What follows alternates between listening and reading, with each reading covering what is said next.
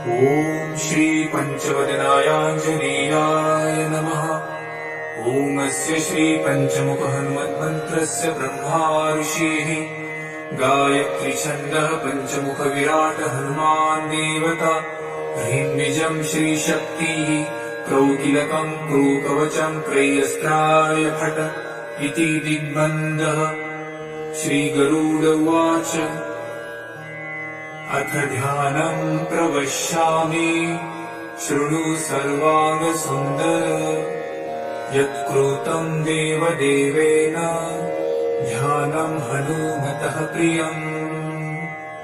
पञ्चवक्त्रं महाभीमं त्रिपञ्चनयनयुतं बाहुभिर्दशभिर्युक्तं सर्वकामार्थसिद्धिदम्। पूर्वं तु वानरवक्त्रं कोटिसूर्यसमप्रभम् दंष्ट्राकरालवदनं भ्रुकुटिकुटिलेक्षणम्।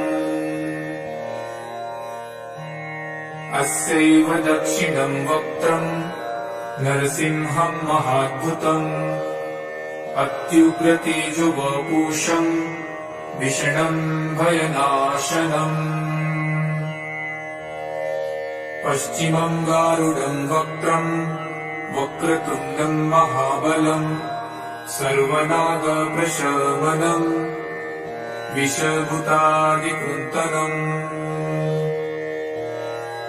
उत्तरं सौकरं वक्त्रं कृष्णं दीप्तं नभोपमं पातालसिंहवेताल ज्वररोगादिकृन्तनम्। ऊर्ध्वहयानदं घोरं दानवान्तकरं परं येन वक्त्रेण विप्रेन्द तारकाख्यं महासुरम्। जघान शरणं तत्स्यात् सर्वशत्रुहरं परं ध्यात्वा पञ्चमुखं रुद्रं हनुमन्तं दयानिधिम्।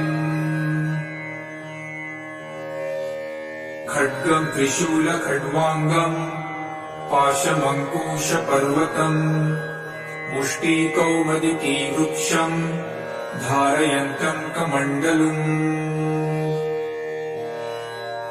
भिन्दिपालं ध्यानमुदां दशभिर्मूलिपुङ्गवम् एतान्यायुधजालानि धारयन्त भजाम्यहम्। प्रेतासनोपविष्टं तं सर्वाभरणभूषितं दिव्यमाल्याम्बरधरं दिव्यगन्धानुलेपनम्।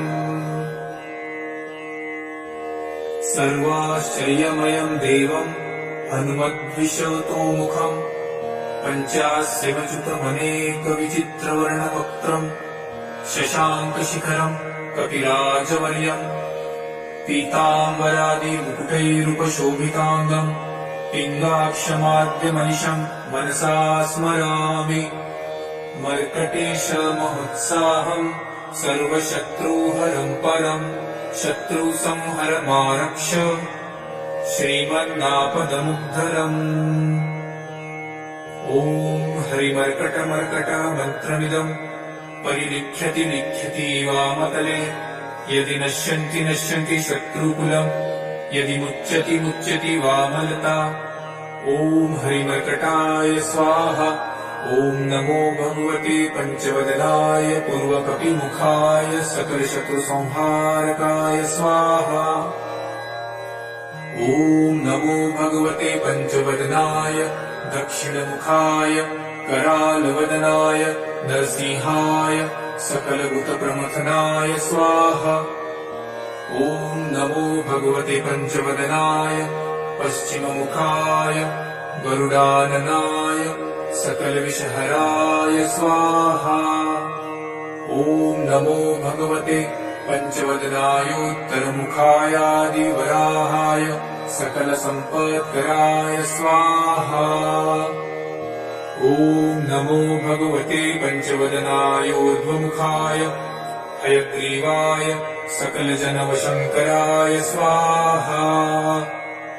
ॐ ॐ अस्य श्री पंचमुख हनुमन्मन्त्रस्य श्रीरामचन्द्र ऋषिः अनुष्टुप्छन्दः पंचमुखवीर हनुमान देवता हनुमानिति बीजम् वायुपुत्र इति शक्तिः अंजनीसुत इति कीलकम् श्रीरामदूत हनुमत्प्रसाद सिद्ध्यर्थे जपे विनियोगः इति ऋषादिकम् विनश्येत। ॐ अंजनीसुताय अंगुष्ठाभ्याम् नमः। ॐ रुद्रमूर्तये तर्जनीभ्याम् नमः। ॐ वायुपुत्राय मध्यमाभ्याम् नमः। ॐ अग्निगर्भाय अनामिकाभ्याम् नमः। ॐ रामदूताय कनिष्ठिकाभ्याम् नमः। ॐ पंचमुख हनुमते करतलकरपृष्ठाभ्याम् नमः इति करन्यासः। ॐ अंजनीसुताय हृदयाय नमः। ॐ रुद्रमूर्तये शिरसे स्वाहा। ॐ वायुपुत्राय शिखायै वषट्। ॐ अग्निगर्भाय कवचाय हुम्। ॐ रामदूताय नेत्रत्रयाय वषट्।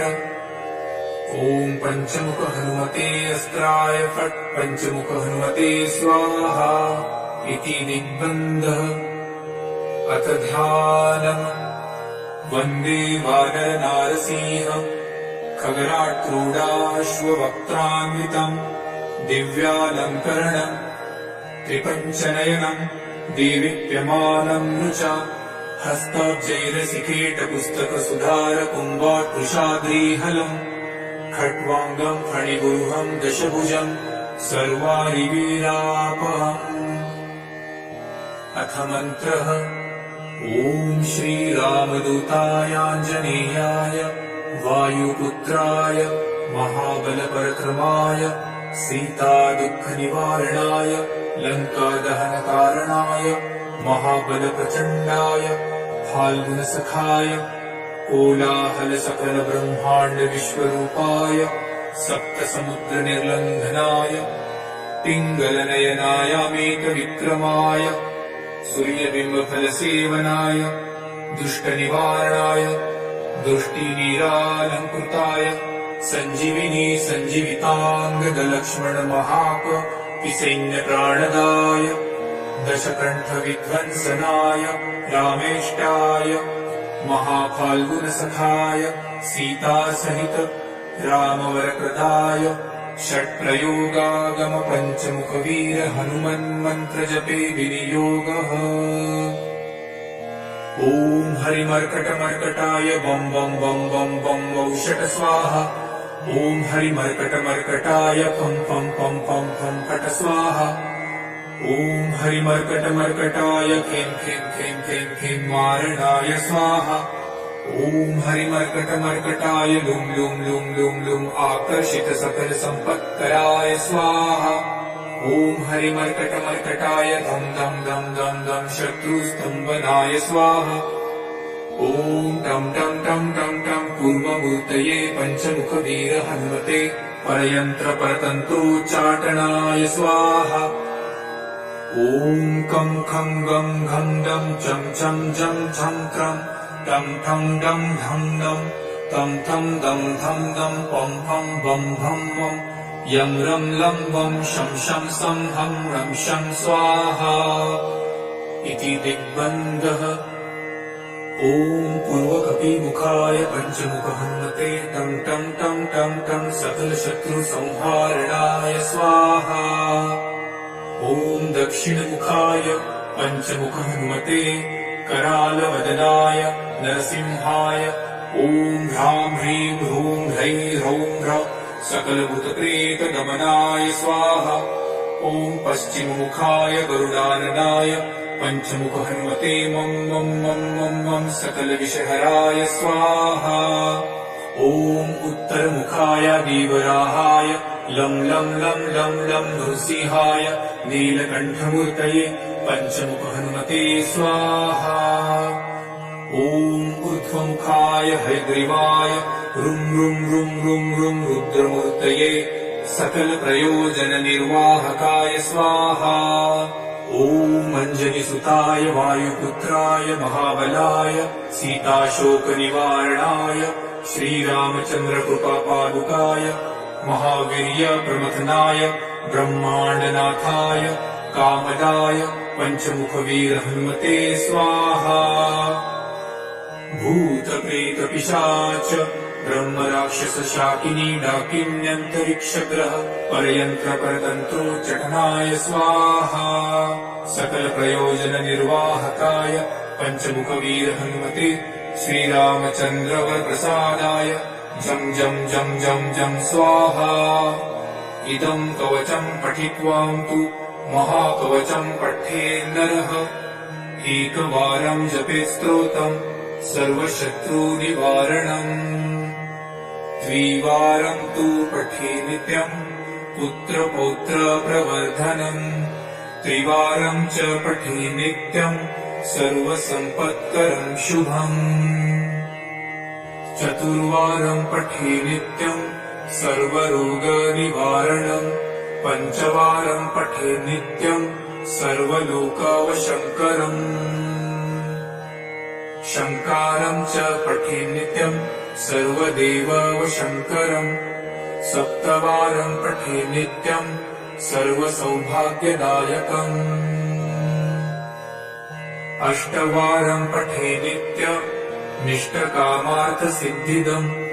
नववारं पठे नित्यं राजभोगमवाप्नुयात्।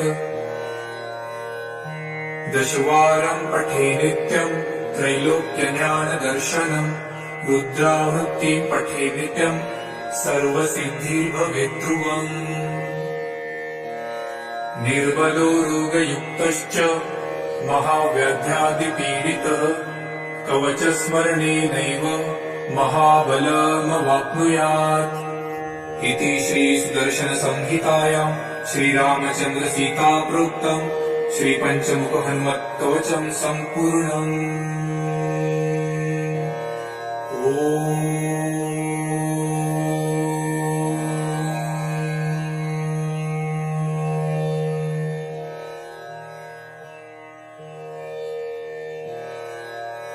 ॐ श्रीपञ्चवदनायाञ्जनेयाय नमः।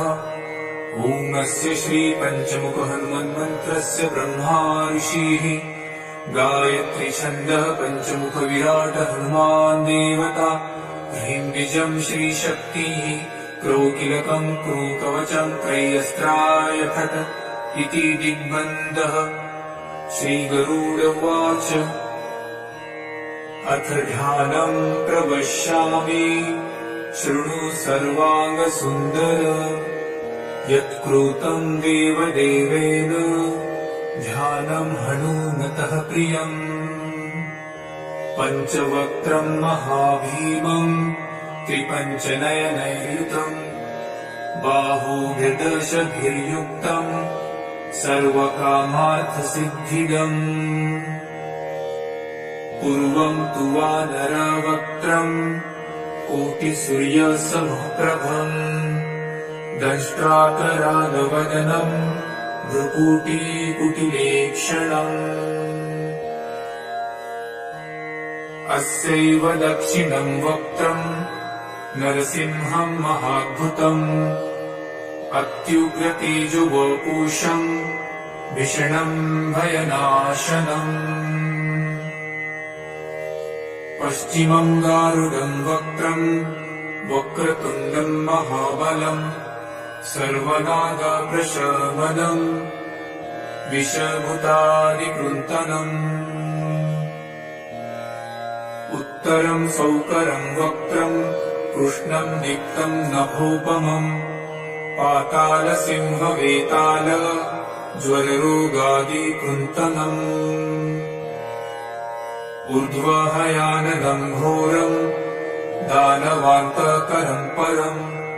येन वक्त्रेण विप्रेन्द तारकाख्यं महासुरम्। जघान शरणं तत्स्यात् सर्वशत्रुहरं परम्। ध्यात्वा पञ्चमुखं रुद्रं हनुमन्तं दयानिधिम्। खड्गं त्रिशूलखड्वाङ्गं पाशमङ्कुशपर्वतम् मुष्टिकौमुदिकी वृक्षं धारयन्तं कमण्डलुम् भिन्दीपालं ध्यानमृदाम् दशभिर्मुनिपुङ्गवम् एतान्यायुधजालानि धारयन्त भजाम्यहम् प्रेतासनोपविष्टं तम् सर्वाभरणभूषितम् दिव्यमाल्याम्बरधरम् दिव्यगन्धानुलेपनम् सर्वाश्चर्यमयम् देवम् हनुमद्विशतोमुखम् पञ्चास्यमच्युतमनेकविचित्रवर्णवक्त्रम् शशाङ्कशिखरम् कपिराजवर्यम् पीताम्बरादिमुकुटैरुपशोभिताङ्गम् पिङ्गाक्षमाद्यमनिशम् मनसा स्मरामि मर्कटेशमहोत्साहम् सर्वशत्रुहरम् परम् शत्रुसंहरमारक्ष श्रीमन्नापदमुद्धरम् ॐ हरिमर्कटमर्कटमन्त्रमिदम् परिनिख्यति वामतले यदि नश्यन्ति शत्रुकुलम् यदि मुच्यति वामलता ॐ हरिमर्कटाय स्वाहा ॐ नमो भगवते पञ्चवदनाय पूर्वकपिमुखाय सकलशत्रुसंहारकाय स्वाहा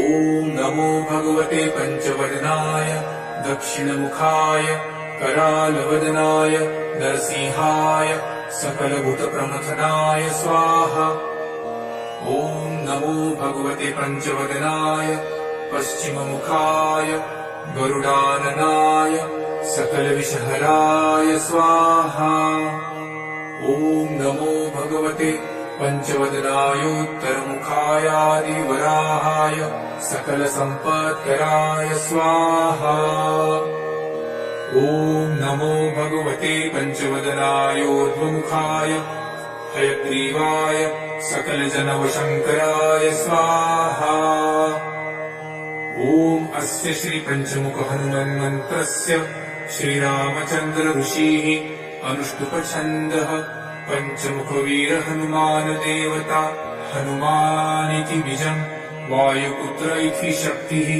अञ्जनीसुत इति कीलकम् श्रीरामदूत हनुमत्प्रसादसिद्ध्यर्थे जपे विनियोगः इति ऋषादिकम् विनश्येत ॐ अञ्जनीसुताय अङ्गुष्ठाभ्याम् नमः ॐ रुद्रमूर्तये तर्जनीभ्याम् नमः ॐ वायुपुत्राय मध्यमाभ्याम् नमः ॐ अग्निगर्भाय अनामिकाभ्याम् नमः ॐ रामदूताय कनिष्ठिकाभ्याम् नमः ॐ पञ्चमुखहनुमते करतलकरपृष्ठाभ्याम् नमः इति करन्यासः ॐ अञ्जनीसुताय हृदयाय नमः ॐ रुद्रमूर्तये शिरसे स्वाहा ॐ वायुपुत्राय शिखायै वषट् ॐ अग्निगर्भाय कवचाय हुम् ॐ रामदूताय नेत्रत्रयाय वषट् ॐ पञ्चमुखहनुमते अस्त्राय फट् पञ्चमुखहनुमते स्वाहा इति दिग्बन्धः अथ ध्यानम् वन्दे वानरनारसिंह खगराट्क्रूडाश्ववक्त्रान्वितम् दिव्यालङ्करणम् त्रिपञ्चनयनम् देवीप्यमानम् रुचा हस्ताब्जैरसिकेटपुस्तकसुधारकुम्भाट्कुशाद्रीहलम् खट्वाङ्गम् फणिगुरुहम् दशभुजम् सर्वारिवीरापहम् अथ मन्त्रः ॐ श्रीरामदूतायाञ्जनेयाय वायुपुत्राय महाबलपरक्रमाय सीतादुःखनिवारणाय लङ्कादहनकारणाय महाबलप्रचण्डाय फाल्गुनसखाय कोलाहलसकलब्रह्माण्डविश्वरूपाय सप्तसमुद्रनिर्लङ्घनाय पिङ्गलनयनायामेतविक्रमाय सूर्यबिम्बफलसेवनाय दुष्टनिवारणाय दुष्टिवीरालङ्कृताय सञ्जीविनी सञ्जीविताङ्गदलक्ष्मणमहाकपिसैन्यप्राणदाय दशकण्ठविध्वंसनाय रामेष्टाय महाफाल्गुनसखाय सीतासहित रामवरप्रदाय षट्प्रयोगागमपञ्चमुखवीर हनुमन्मन्त्रजपे विनियोगः। ॐ हरिमर्कटमर्कटाय बं बं बं बं बं वौषट स्वाहा। ॐ हरिमर्कटमर्कटाय फं फं फं फं फं फट स्वाहा। ॐ हरिमर्कटमर्कटाय खें खें खें खें खें मारणाय स्वाहा। ॐ हरिमर्कटमर्कटाय लुं लुं लुं लुं लुं आकर्षित सकल सम्पत्कराय स्वाहा। ॐ हरिमर्कटमर्कटाय धं धं धं धं धं शत्रुस्तम्भनाय स्वाहा। ॐ टं टं टं टं टं कूर्ममूर्तये पञ्चमुखवीर हनुमते परयन्त्रपरतन्त्रोच्चाटनाय स्वाहा। ॐ खं खं गं घं डं चं चं जं झं त्रं टं ठं डं धं नं तं थं दं धं नं पं फं बं भं मं यं रं लं वं शं शं सं हं रं शं स्वाहा इति दिग्बन्धः। ॐ पूर्वकपिमुखाय पञ्चमुखहनुमते टं टं टं टं टं सकलशत्रुसंहारणाय स्वाहा। ॐ दक्षिणमुखाय पञ्चमुखहनुमते करालवदनाय नरसिंहाय ॐ ह्रां ह्रीं ह्रूं ह्रैं ह्रौं ह्रौ सकलभूतप्रेतदमनाय स्वाहा। ॐ पश्चिममुखाय गरुडाननाय पञ्चमुखहनुमते मं मं मं मं मं सकलविषहराय स्वाहा। ॐ उत्तरमुखाय देवराहाय लं लं लं लं लं नृसिंहाय नीलकण्ठमूर्तये पञ्चमुखहनुमते स्वाहा। ॐ ऊर्ध्वमुखाय हयग्रीवाय रुं रुं रुं रुं रुं रुद्रमूर्तये सकलप्रयोजननिर्वाहकाय स्वाहा। ॐ अञ्जनिसुताय वायुपुत्राय महाबलाय सीताशोकनिवारणाय श्रीरामचन्द्रकृपापादुकाय महावीर्यप्रमथनाय ब्रह्माण्डनाथाय कामदाय पञ्चमुखवीर हनुमते स्वाहा। भूतप्रेतपिशाच ब्रह्मराक्षसशाकिनी डाकिन्यन्तरिक्षग्रह परयन्त्रपरतन्त्रोच्चाटनाय स्वाहा। सकलप्रयोजननिर्वाहकाय पञ्चमुखवीर हनुमते श्रीरामचन्द्रवरप्रसादाय जं जं जं जं जं स्वाहा। इदं कवचं पठित्वां तु महाकवचं पठेन्नरः एकवारं जपेत् स्तोत्रं सर्वशत्रुनिवारणम्। द्विवारं तु पठे नित्यं पुत्रपौत्रप्रवर्धनम्। त्रिवारं च पठे नित्यं सर्वसम्पत्करं शुभम्। चतुर्वारं पठे नित्यं सर्वरोगनिवारणम्। पञ्चवारं पठे नित्यं सर्वलोकवशङ्करम्। शङ्कारं च पठे नित्यं सर्वदेववशङ्करम्। सप्तवारं पठे नित्यं सर्वसौभाग्यदायकम्। अष्टवारं पठे नित्यमिष्टकामार्थसिद्धिदम्। नववारं पठे नित्यं राजभोगमवाप्नुयात्।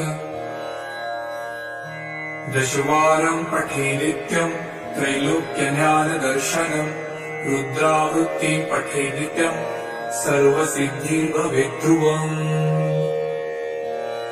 निर्बलो रोगयुक्तश्च महाव्याध्यादिपीडितः कवचस्मरणेनैव महाबलमवाप्नुयात् इति श्रीसुदर्शनसंहितायां श्रीरामचन्द्रसीताप्रोक्तं श्रीपञ्चमुखहनुमत्कवचं सम्पूर्णम्।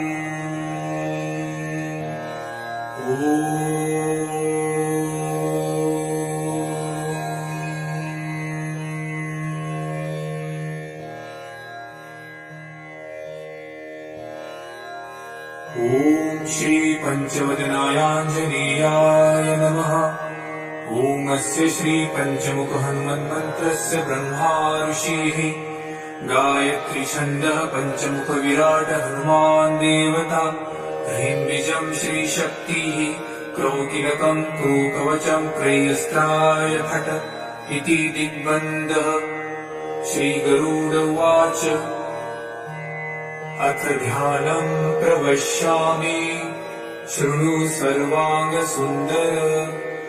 यत्कृतं देवदेवेन ध्यानं हनुमतः प्रियम्। पञ्चवक्त्रं महाभीमं त्रिपञ्चनयनैर्युतं बाहोर्दशभिर्युक्तं सर्वकामार्थसिद्धिदम्। पूर्वं तु वानरवक्त्रं कोटिसूर्यसमप्रभम् दंष्ट्राकरालवदनं भ्रुकुटिकुटिलेक्षणम्। अस्यैव दक्षिणं वक्त्रं नरसिंहं महाद्भुतम् अत्युग्रतेजोवपुषं भीषणं भयनाशनम्। पश्चिमं गारुडं वक्त्रं वक्रतुण्डं महाबलम् सर्वनागप्रशमनम् विषभूतादिकृन्तनम्। उत्तरं सौकरं वक्त्रं कृष्णं दीप्तं नभोपमम् पातालसिंहवेताल ज्वररोगादिकृन्तनम्। ऊर्ध्वहयाननं घोरं दानवान्तकरं परम् येन वक्त्रेण विप्रेन्द तारकाख्यं महासुरम्। जघान शरणं तत्स्यात् सर्वशत्रुहरं परम् ध्यात्वा पञ्चमुखं रुद्रं हनुमन्तं दयानिधिम्। खड्गं त्रिशूलखड्वाङ्गं पाशमङ्कुशपर्वतम् मुष्टिकौमदिकी वृक्षं धारयन्तं कमण्डलुम्। भिन्दीपालं ध्यानमृदां दशभिर्मुनिपुङ्गवम् एतान्यायुधजालानि धारयन्त भजाम्यहम्। प्रेतासनोपविष्टं तं सर्वाभरणभूषितम् दिव्यमाल्याम्बरधरम् दिव्यगन्धानुलेपनम्।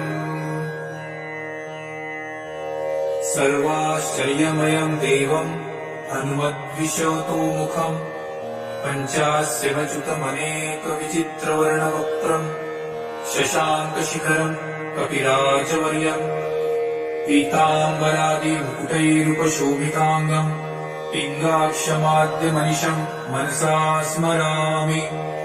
मर्कटेशमहोत्साहम् सर्वशत्रुहरं परम् शत्रुसंहरमारक्ष श्रीमन्नापदमुद्धरम्। ॐ हरिमर्कटमर्कट मन्त्रमिदम् परिलिख्यति लिख्यति वामतले यदि नश्यन्ति नश्यन्ति शत्रुकुलम् यदि मुच्यति मुच्यति वामलता। ॐ हरिमर्कटाय स्वाहा। ॐ नमो भगवते पञ्चवदनाय पूर्वकपिमुखाय सकलशत्रुसंहारकाय स्वाहा। ॐ नमो भगवते पञ्चवदनाय दक्षिणमुखाय करालवदनाय नरसिंहाय सकलभूतप्रमथनाय स्वाहा। ॐ नमो भगवते पञ्चवदनाय पश्चिममुखाय गरुडाननाय सकलविषहराय स्वाहा। ॐ नमो भगवते पञ्चवदनायोत्तरमुखायादिवराहाय सकलसम्पत्कराय स्वाहा।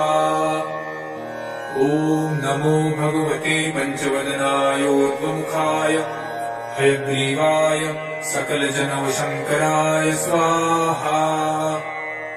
ॐ ॐ अस्य श्री पंचमुख हनुमन्मन्त्रस्य श्रीरामचन्द्र ऋषिः अनुष्टुप्छन्दः पंचमुखवीर हनुमान देवता हनुमानिति बीजम् वायुपुत्र इति शक्तिः अंजनीसुत इति कीलकम् श्रीरामदूत हनुमत्प्रसाद सिद्ध्यर्थे जपे विनियोगः इति ऋषादिकम् विनश्येत।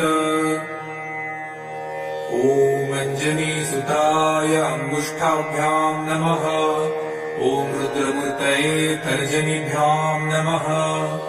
ॐ वायुपुत्राय मध्यमाभ्याम् नमः। ॐ अग्निगर्भाय अनामिकाभ्याम् नमः। ॐ रामदूताय कनिष्ठिकाभ्याम् नमः। ॐ पंचमुख हनुमते करतलकरपृष्ठाभ्याम् नमः इति करन्यासः। ॐ अञ्जनीसुताय हृदयाय नमः। ॐ रुद्रमूर्तये शिरसे स्वाहा। ॐ वायुपुत्राय शिखायै वषट्। ॐ अग्निगर्भाय कवचाय हुम्। ॐ रामदूताय नेत्रत्रयाय वषट्। ॐ पंचमुख हनुमते अस्त्राय फट्। पंचमुख हनुमते स्वाहा इति दिग्बन्धः। अथ ध्यानम्। वन्दे वानर नारसिंह खगराट् क्रोडाश्ववक्त्रान्वितम् दिव्यालङ्करणम् त्रिपञ्चनयनम् देवीप्यमानम् ऋचा हस्ताब्जैलसिकेटपुस्तकसुधार कुम्भाट्कुशाद्रीहलम् खट्वाङ्गम् फणिगुह्यम् दशभुजम् सर्वारिवीरापहम्। अथ मन्त्रः। ॐ श्रीरामदूतायाञ्जनेयाय वायुपुत्राय महाबलपराक्रमाय सीतादुःखनिवारणाय लङ्कादहनकारणाय महाबलप्रचण्डाय फाल्गुनसखाय कोलाहलसकलब्रह्माण्डविश्वरूपाय सप्तसमुद्रनिर्लङ्घनाय पिङ्गलनयनायामेकविक्रमाय सूर्यबिम्बफलसेवनाय दुष्टनिवारणाय दृष्टिनीरालङ्कृताय सञ्जीविनी सञ्जीविताङ्गदलक्ष्मणमहाकपिसैन्यप्राणदाय दशकण्ठविध्वंसनाय रामेष्टाय महाफाल्गुनसखाय सीतासहित रामवरप्रदाय षट्प्रयोगागम पंचमुखवीर हनुमन्मन्त्रजपे विनियोगः। ॐ हरिमर्कटमर्कटाय बं बं बं बं बं वौषट स्वाहा। ॐ हरिमर्कटमर्कटाय फं फं फं फं फं फट स्वाहा।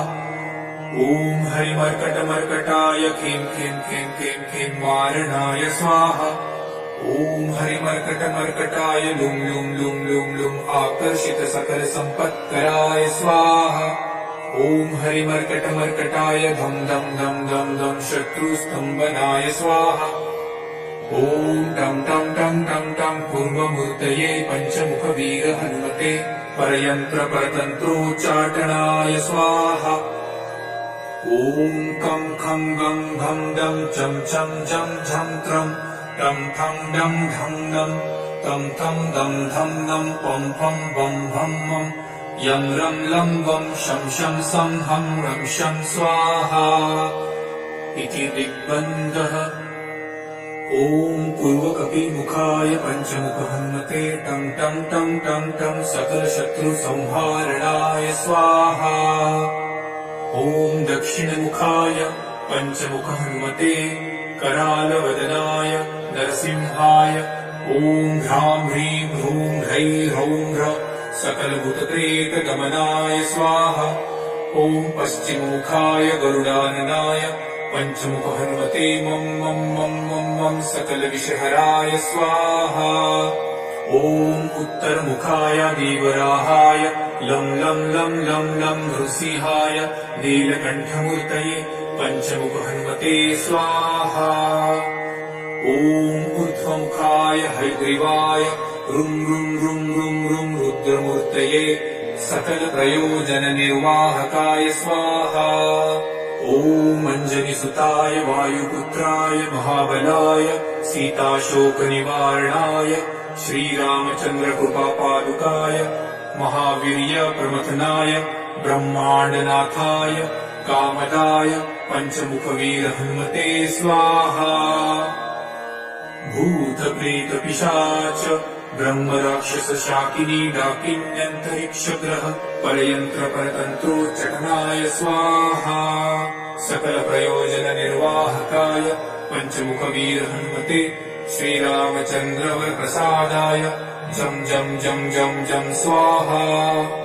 इदं कवचं पठित्वां तु महाकवचं पठेन्नरः एकवारं जपेत् स्तोत्रम् सर्वशत्रुनिवारणम्। द्विवारं तु पठे नित्यम् पुत्रपौत्रप्रवर्धनम्। त्रिवारं च पठे नित्यम् सर्वसम्पत्करं शुभम्। चतुर्वारं पठे नित्यम् सर्वरोगनिवारणम्। पञ्चवारं पठे नित्यम् सर्वलोकवशङ्करम्। शङ्कारं च पठे नित्यम् सर्वदेववशङ्करम्। सप्तवारं पठे नित्यम् सर्वसौभाग्यदायकम्। अष्टवारं पठे नित्यमिष्टकामार्थसिद्धिदम्। नववारं पठे नित्यम् राजभोगमवाप्नुयात्। दशवारं पठे नित्यम् त्रैलोक्यज्ञानदर्शनम्। रुद्रावृत्तिं पठे नित्यम् सर्वसिद्धिर्भवेत् ध्रुवम्। निर्बलो रोगयुक्तश्च महाव्याध्यादिपीडितः कवचस्मरणेनैव महाबलमवाप्नुयात्। इति श्रीसुदर्शनसंहितायां श्रीरामचन्द्रसीताप्रोक्तम् श्रीपञ्चमुखहनुमत्कवचं सम्पूर्णम्। ॐ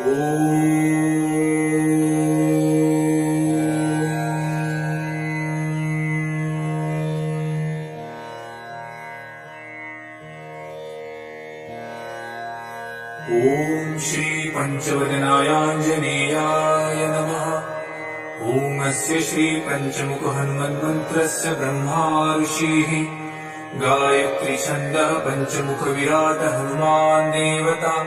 ह्रीं बीजं श्रीशक्तिः क्रौकिलकं क्रूकवचं त्रयस्त्राय फट् इति दिग्बन्धः। श्रीगरुड उवाच अथ ध्यानं प्रवक्ष्यामि शृणु सर्वाङ्गसुन्दर। यत्कृतं देवदेवेन ध्यानं हनुमतः प्रियम्। पञ्चवक्त्रं महाभीमम् त्रिपञ्चनयनैर्युतम्। बाहुभिर्दशभिर्युक्तम् सर्वकामार्थसिद्धिदम्। पूर्वं तु वानरवक्त्रम् कोटिसूर्यसमप्रभम्। दंष्ट्राकरालवदनम् भ्रुकुटीकुटिलेक्षणम्। अस्यैव दक्षिणं वक्त्रम् नरसिंहम् महाद्भुतम्। अत्युग्रतेजोवपुषम् भीषणम् भयनाशनम्। पश्चिमं गारुडं वक्त्रम् वक्रतुण्डम् महाबलम्। सर्वनागप्रशमनम् विषभूतादिकृन्तनम्। उत्तरं सौकरं वक्त्रम् कृष्णं दीप्तं नभोपमम्। पातालसिंहवेताल ज्वररोगादिकृन्तनम्। ऊर्ध्वहयाननं घोरम् दानवान्तकरं परम्। येन वक्त्रेण विप्रेन्द तारकाख्यं महासुरम्। जघान शरणं तत्स्यात् सर्वशत्रुहरं परम्। ध्यात्वा पञ्चमुखं रुद्रम् हनुमन्तं दयानिधिम्। खड्गं त्रिशूलखड्वाङ्गम् पाशमङ्कुशपर्वतम् मुष्टिकौमदिकी वृक्षम् धारयन्तं कमण्डलुम् भिन्दीपालं ध्यानमृदाम् दशभिर्मूनिपुङ्गवम् एतान्यायुधजालानि धारयन्त भजाम्यहम् प्रेतासनोपविष्टं तं सर्वाभरणभूषितम् दिव्यमाल्याम्बरधरम् दिव्यगन्धानुलेपनम् सर्वाश्चर्यमयम् देवम् हनुमद्विशतोमुखम् पञ्चास्यमच्युतमनेकविचित्रवर्णवक्त्रम् शशाङ्कशिखरम् कपिराजवर्यम् पीताम्बरादिमुकुटैरुपशोभिताङ्गम् पिङ्गाक्षमाद्यमनिशम् मनसा स्मरामि मर्कटेशमहोत्साहम् सर्वशत्रुहरम् परम् शत्रुसंहरमारक्ष श्रीमन्नापदमुद्धरम् ॐ हरिमर्कटमर्कट मन्त्रमिदम् परिलिख्यति लिख्यति वामतले यदि नश्यन्ति शत्रुकुलम् यदि मुच्यति मुच्यति वामलता ॐ हरिमर्कटाय स्वाहा ॐ नमो भगवते पञ्चवदनाय पूर्वकपिमुखाय सकलशत्रुसंहारकाय स्वाहा ॐ नमो भगवते पञ्चवदनाय दक्षिणमुखाय करालवदनाय नरसिंहाय सकलभूतप्रमथनाय स्वाहा ॐ नमो भगवते पञ्चवदनाय पश्चिममुखाय गरुडाननाय सकलविषहराय स्वाहा ॐ नमो भगवते पञ्चवदनायोत्तरमुखायादिवराहाय सकलसम्पत्कराय स्वाहा ॐ नमो भगवते पञ्चवदनायोर्ध्वमुखाय हयग्रीवाय सकलजनवशङ्कराय स्वाहा ॐ अस्य श्रीपञ्चमुखहनुमन्मन्त्रस्य श्रीरामचन्द्र ऋषिः अनुष्टुपछन्दः पञ्चमुखवीरहनुमान देवता हनुमानिति बीजम् वायुपुत्र इति शक्तिः अञ्जनिसुत इति कीलकम् श्रीरामदूत हनुमत्प्रसाद सिद्ध्यर्थे जपे विनियोगः इति ऋषादिकम् विनश्येत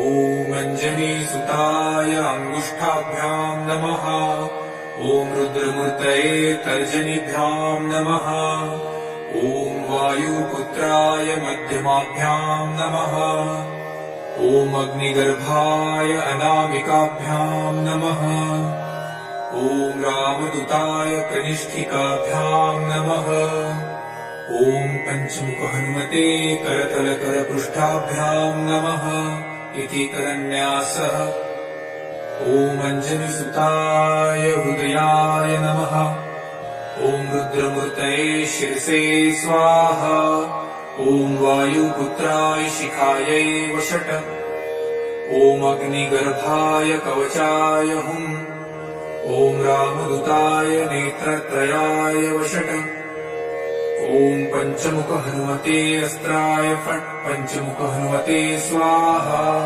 इति दिग्बन्धः अथ ध्यानम् वन्दे वानरनारसिंह खगराट्रूढाश्ववक्त्रान्वितम् दिव्यालङ्करण त्रिपञ्चनयनम् देवीप्यमानम् ऋचा हस्ताब्जैरसिकेटपुस्तकसुधारकुम्भाट्वृषाद्रीहलम् खट्वाङ्गम् फणिगुरुहम् दशभुजम् सर्वारिवीरापहम्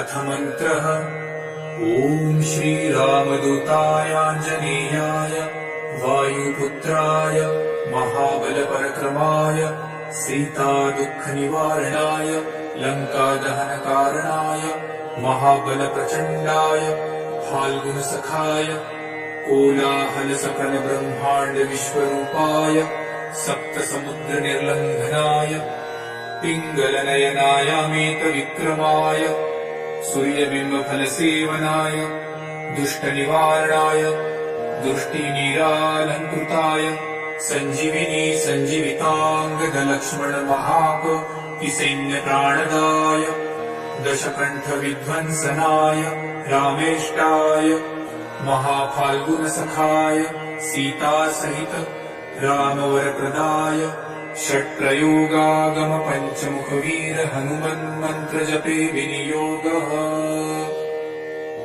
ॐ हरिमर्कटमर्कटाय बं बं बं बं बं वौषट स्वाहा। ॐ हरिमर्कटमर्कटाय फं फं फं फं फं फट स्वाहा। ॐ हरिमर्कटमर्कटाय खें खें खें खें खें वारणाय स्वाहा। ॐ हरिमर्कटमर्कटाय लुं लुं लुं लुं लुं आकर्षित सकल सम्पत्कराय स्वाहा। ॐ हरिमर्कटमर्कटाय धं धं धं धं धं शत्रुस्तम्भनाय स्वाहा। ॐ टं टं टं टं टं कूर्ममूर्तये पञ्चमुखवीर हनुमते परयन्त्रपरतन्त्रोच्चाटनाय स्वाहा। ॐ कं खं गं घं डं चं चं जं झं त्रं टं ठं डं ढं नं तं थं दं धं नं पं फं बं भं मं यं रं लं वं शं शं सं हं रं शं स्वाहा इति दिग्बन्धः। ॐ पूर्वकपिमुखाय पञ्चमुख हनुमते टं टं टं टं टं सकलशत्रुसंहारणाय स्वाहा। ॐ दक्षिणमुखाय पञ्चमुख हनुमते करालवदनाय नरसिंहाय ॐ ह्रां ह्रीं ह्रूं ह्रैं ह्रौं ह्रं सकलभूतप्रेतदमनाय स्वाहा। ॐ पश्चिममुखाय गरुडाननाय पञ्चमुख हनुमते मं मं मं मं मं सकलविषहराय स्वाहा। ॐ उत्तरमुखाय देवराहाय लं लं लं लं लं नृसिंहाय नीलकण्ठमूर्तये पञ्चमुख हनुमते स्वाहा। ॐ ऊर्ध्वमुखाय हयग्रीवाय रुं रुं रुं रुं रुं रुद्रमूर्तये सकलप्रयोजननिर्वाहकाय स्वाहा। ॐ अञ्जलिसुताय वायुपुत्राय महाबलाय सीताशोकनिवारणाय श्रीरामचन्द्रकृपापादुकाय महावीर्यप्रमथनाय ब्रह्माण्डनाथाय कामदाय पञ्चमुखवीर हनुमते स्वाहा। भूतप्रेतपिशाच ब्रह्मराक्षसशाकिनी डाकिन्यन्तरिक्षग्रह परयन्त्रपरतन्त्रोच्चाटनाय स्वाहा। सकलप्रयोजननिर्वाहकाय पञ्चमुखवीर हनुमते श्रीरामचन्द्रवरप्रसादाय जं जं जं जं जं स्वाहा। इदं कवचं पठित्वान्तु महाकवचं पठेन्नरः एकवारं जपेत् स्तोत्रम् सर्वशत्रुनिवारणम्। द्विवारं तु पठे नित्यम् पुत्रपौत्रप्रवर्धनम्। त्रिवारं च पठे नित्यम् सर्वसम्पत्करं शुभम्। चतुर्वारं पठे नित्यम् सर्वरोगनिवारणम्। पञ्चवारं पठे नित्यम् सर्वलोकवशङ्करम्। शङ्कारं च पठे नित्यम् सर्वदेववशङ्करम्। सप्तवारं पठे नित्यम् सर्वसौभाग्यदायकम्। अष्टवारं पठे नित्यमिष्टकामार्थसिद्धिदम्। नववारं पठे नित्यम् राजभोगमवाप्नुयात्। दशवारं पठे नित्यम् त्रैलोक्यज्ञानदर्शनम्। रुद्रावृत्तिं पठे नित्यम् सर्वसिद्धिर्भवेत् ध्रुवम्। निर्बलो रोगयुक्तश्च महाव्याध्यादिपीडितः कवचस्मरणेनैव महाबलमवाप्नुयात् इति श्रीसुदर्शनसंहितायां श्रीरामचन्द्रसीताप्रोक्तम् श्रीपञ्चमुखहनुमत्कवचं सम्पूर्णम्। ॐ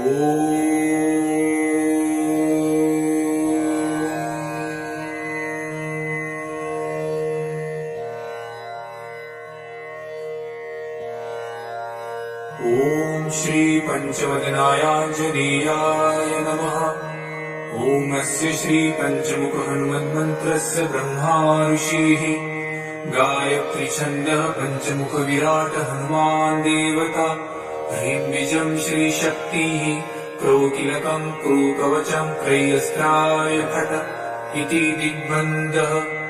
श्री गरुड उवाच अथ ध्यानं प्रवक्ष्यामि शृणु सर्वाङ्गसुन्दर। यत्कृतं देवदेवेन ध्यानं हनुमतः प्रियम्। पञ्चवक्त्रं महाभीमं त्रिपञ्चनयनैर्युतं बाहुभिर्दशभिर्युक्तं सर्वकामार्थसिद्धिदम्।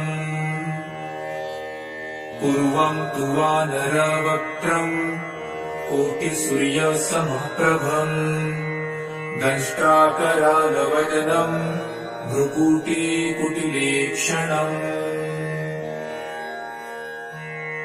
अस्यैव दक्षिणं वक्त्रं नरसिंहं महाद्भुतम् अत्युग्रतेजोवपुषं भीषणं भयनाशनम्।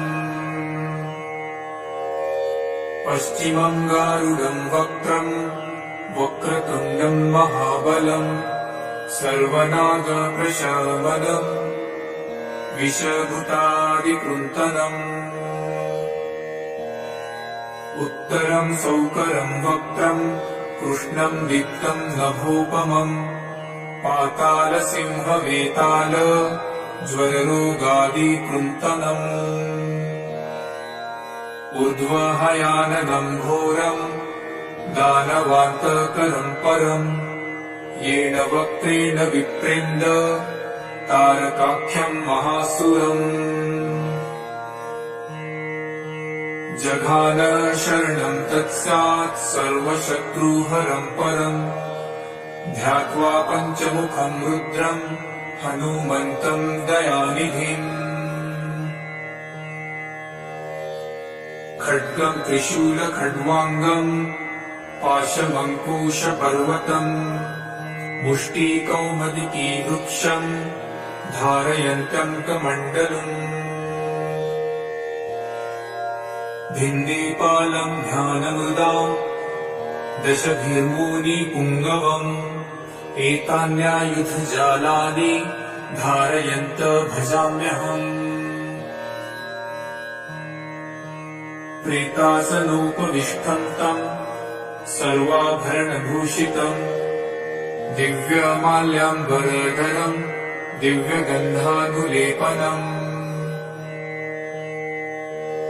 सर्वाश्चर्यमयं देवं हनुमद्विशतोमुखं पञ्चास्यमच्युतमनेकविचित्रवर्णवक्त्रं शशाङ्कशिखरं कपिराजवर्यं पीताम्बरादिमुकुटैरुपशोभिताङ्गं पिङ्गाक्षमाद्यमनिशं मनसा स्मरामि।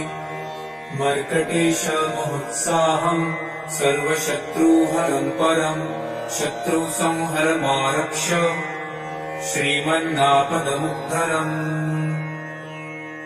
ॐ हरिमर्कटमर्कटमन्त्रमिदं परिलिख्यति लिख्यति वामतले यदि नश्यन्ति नश्यन्ति शत्रुकुलम् यदि मुच्यति मुच्यति वामलता। ॐ हरिमर्कटाय स्वाहा। ॐ नमो भगवते पञ्चवदनाय पूर्वकपिमुखाय सकलशत्रुसंहारकाय स्वाहा। ॐ नमो भगवते पञ्चवदनाय दक्षिणमुखाय करालवदनाय नरसिंहाय सकलभूतप्रमथनाय स्वाहा। ॐ नमो भगवते पञ्चवदनाय पश्चिममुखाय गरुडाननाय सकलविषहराय स्वाहा। ॐ नमो भगवते पञ्चवदनायोत्तरमुखायादिवराहाय सकलसम्पत्कराय स्वाहा। ॐ नमो भगवते पञ्चवदनायोर्ध्वमुखाय हयग्रीवाय सकलजनवशङ्कराय स्वाहा। ॐ ॐ अस्य श्री पंचमुख हनुमन्मन्त्रस्य श्रीरामचन्द्र ऋषिः अनुष्टुप छन्दः पंचमुखवीर हनुमान देवता हनुमानिति बीजम् वायुपुत्र इति शक्तिः अंजनीसुत इति कीलकम् श्रीरामदूत हनुमत्प्रसाद सिद्ध्यर्थे जपे विनियोगः इति ऋषादिकम् विनश्येत। ॐ अंजनीसुताय अंगुष्ठाभ्याम् नमः। ॐ रुद्रमूर्तये तर्जनीभ्याम् नमः। ॐ वायुपुत्राय मध्यमाभ्याम् नमः। ॐ अग्निगर्भाय अनामिकाभ्याम् नमः। ॐ रामदूताय कनिष्ठिकाभ्याम् नमः। ॐ पंचमुख हनुमते करतलकरपृष्ठाभ्याम् नमः इति करन्यासः। ॐ अंजनीसुताय हृदयाय नमः। ॐ रुद्रमूर्तये शिरसे स्वाहा। ॐ वायुपुत्राय शिखायै वषट्। ॐ अग्निगर्भाय कवचाय हुम्। ॐ रामदूताय नेत्रत्रयाय वषट्। ॐ पंचमुख हनुमते अस्त्राय फट्। पंचमुख हनुमते स्वाहा इति दिग्बन्धः। अथ ध्यानम्। वन्दे वानर नारसिंह खगराट्क्रूडाश्ववक्त्रान्वितम् दिव्यालङ्करणम् त्रिपञ्चनयनम् देदीप्यमानम् ऋचा हस्ताब्जैरसिकीटपुस्तकसुधारकुम्भाट्कुशाद्रीहलम् खट्वाङ्गम् फणिगुरुहम् दशभुजम् सर्वारिवीरापहम्। अथ मन्त्रः। ॐ श्रीरामदूताय आञ्जनेयाय वायुपुत्राय महाबलपराक्रमाय सीतादुःखनिवारणाय लङ्कादहनकारणाय महाबलप्रचण्डाय फाल्गुनसखाय कोलाहलसकलब्रह्माण्डविश्वरूपाय सप्तसमुद्रनिर्लङ्घनाय पिङ्गलनयनायामेकविक्रमाय सूर्यबिम्बफलसेवनाय दुष्टनिवारणाय दुष्टिवीरालङ्कृताय सञ्जीविनी सञ्जीविताङ्गदलक्ष्मणमहाकपिसैन्यप्राणदाय दशकण्ठविध्वंसनाय रामेष्टाय महाफाल्गुनसखाय सीतासहित रामवरप्रदाय षट्प्रयोगागम पंचमुखवीर हनुमन्मन्त्रजपे विनियोगः। ॐ हरिमर्कटमर्कटाय बं बं बं बं बं वौषट स्वाहा। ॐ हरिमर्कटमर्कटाय फं फं फं फं फं फट स्वाहा। ॐ हरिमर्कटमर्कटाय खीं खीं खीं खीं खीं मारणाय स्वाहा। ॐ हरिमर्कटमर्कटाय लुं लुं लुं लुं लुं आकर्षितसकलसम्पत्कराय स्वाहा। ॐ हरिमर्कटमर्कटाय धं धं धं धं धं शत्रुस्तम्भनाय स्वाहा। ॐ टं टं टं टं टं कूर्ममूर्तये पंचमुखवीर हनुमते परयन्त्रपरतन्त्रोच्चाटनाय स्वाहा। ॐ कं खं गं घं डं चं चं जं झं त्रं टं ठं डं धं डं तं तं दं धं दं पं फं बं भं मं यं रं लं वं शं शं सं हं रं शं स्वाहा इति दिग्बन्धः।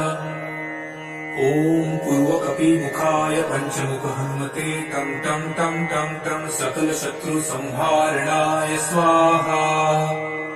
ॐ दक्षिणमुखाय पंचमुख हनुमते करालवदनाय नरसिंहाय ॐ ह्रां ह्रीं ह्रूं ह्रैं ह्रौं ह्रः सकलभूतप्रेतदमनाय स्वाहा। ॐ पश्चिममुखाय गरुडाननाय पंचमुख हनुमते मं मं मं मं मं सकलविषहराय स्वाहा। ॐ उत्तरमुखाय देवराहाय लं लं लं लं लं नृसिंहाय नीलकण्ठमूर्तये पंचमुख हनुमते स्वाहा। ॐ ऊर्ध्वमुखाय हयग्रीवाय रुं रुं रुं रुं रुं रुद्रमूर्तये सकलप्रयोजननिर्वाहकाय स्वाहा।